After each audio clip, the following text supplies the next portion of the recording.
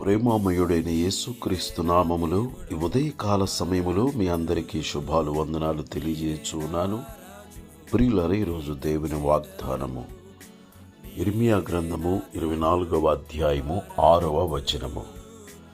వారికి మేలు కలుగునట్లు నేను వారి మీద దృష్టి ఉంచుచు ఈ దేశమునకు వారిని మరలా తీసుకుని వచ్చి పడగొట్టక వారిని కట్టెదను, పెళ్లగింపక వారిని నాటెదను. ప్రియులారా, ఇశ్రాయేలు ప్రజలను దేవుడు దృష్టించు దేవుడై ఉన్నాడు.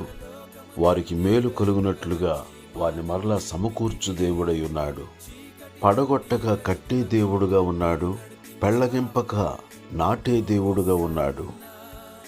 విడువని దేవుడుగా, మరువని దేవుడుగా ఆయన మనకున్నాడు. కనికర సంపన్నుడైన దేవుడు.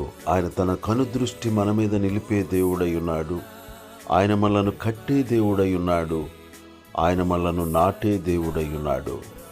ప్రియులరా, మనమందరమును దేవుని మాటకు విధేయులమై ఆయనకు ప్రియులుగా జీవించుదుముగాక.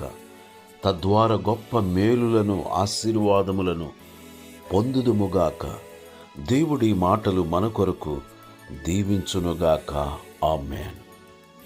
దయగల మా తండ్రి, ప్రేమగల మా యేసు ప్రభువా, నిన్ను స్తుతిస్తున్నాము. ఇశ్రాయేలీయుల ఎడల, శుద్ధ హృదయుల ఎడల దయాళుడుగా ఉన్న యేసయ్యా, నీకు స్తోత్రము చెల్లిస్తున్నాము. మేమందరమును నూతన నిబంధన ఇశ్రాయేలీయుల వలె నీ మాటకు లోబడి నీకు విధేయులమై పరిశుద్ధులుగాను ప్రియులుగాను బ్రతుకున్నట్లు నీ కృపను అనుగ్రహింపచేయమని, తద్వారా ఇహపర సంబంధమైన ఆశీర్వాదములతో మేలులతో నింపుమని క్రీస్తు యేసు పరిశుద్ధమైన నామములో ప్రార్థన చేసి అడుగుచున్నాను తండ్రి. ఆమేన్. మృత్యుంజయుడవు నీవే, మరణము నుండి జీవముకు నన్ను దాటించావు.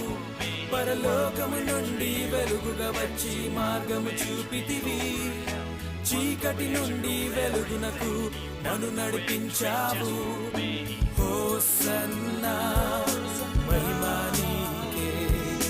హోసన్నా, ప్రభావము రాజునకే.